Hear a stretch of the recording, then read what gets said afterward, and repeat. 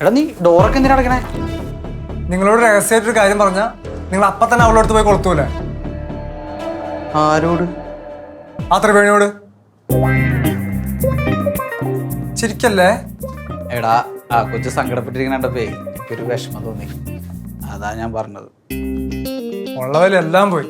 പക്ഷേ ഞാൻ അവളോട് രഹസ്യമായിട്ട് പറഞ്ഞതാണല്ലോ. അവള് നിന്നോടെന്ന് പറഞ്ഞാ ചേട്ടനായി പല ഞാനോട് കയറ്റിയാനെ.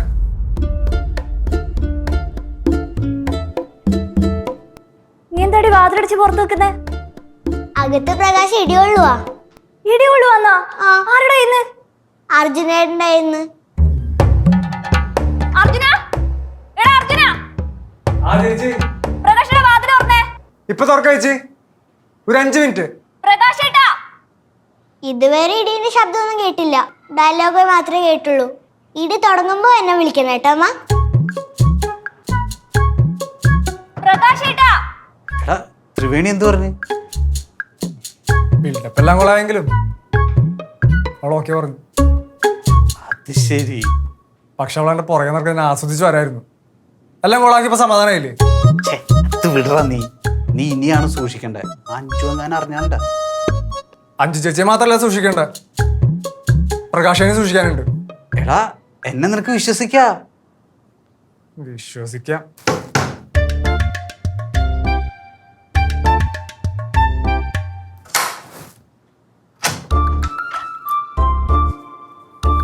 നീ അങ്ങനെ കൊന്നോടാ.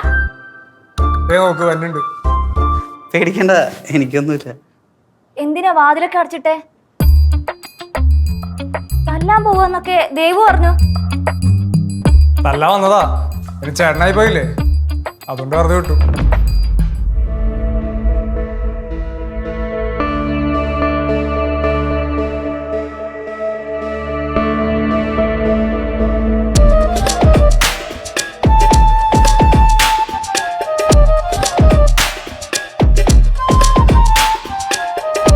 ത്രിവേണി,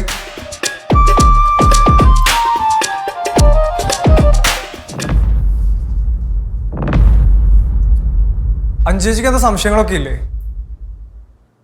അഞ്ചേച്ചി അറിഞ്ഞ എന്തൊക്കെ വലിയ പ്രശ്നം നടക്കുന്നവരെല്ലാരും പറയുന്നത്. അതങ്ങ് മാറ്റിയേക്കാം.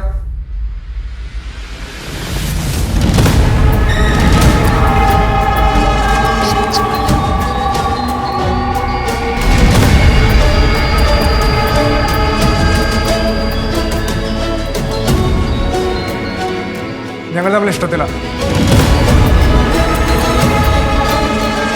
ചേച്ചിക്ക് ഞങ്ങളുടെ ഫോട്ടോ എടുക്കാനില്ലേ? എടുക്ക്, നന്നായിട്ടൊരു ഫോട്ടോ എടുക്കുക. ഞങ്ങളുടെ എന്തേ എടുക്കുന്നില്ലേ?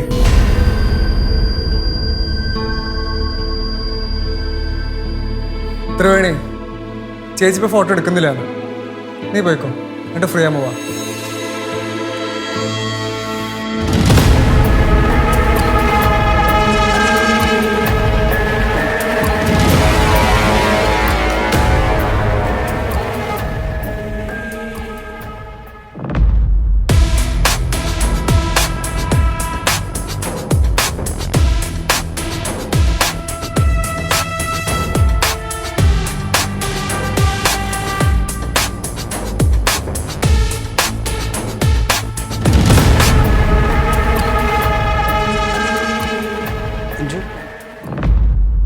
പ്രകാശ് ഏട്ടാ, ഞാൻ എന്താ കണ്ടത്? അർജുൻ ത്രിവേണിയെ ചേർത്ത് പിടിക്കുന്നതല്ലേ? എന്നിട്ട് ഞാനൊന്നും ചെയ്തില്ലേ? നീ ഒന്നും ചെയ്തില്ല.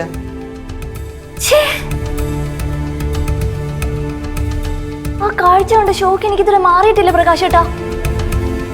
എന്റെ കഷ്ടകാലം തുടങ്ങിയെന്നാ തോന്നുന്നേ. അതിന്റെ സിഗ്നലാ ഇത്.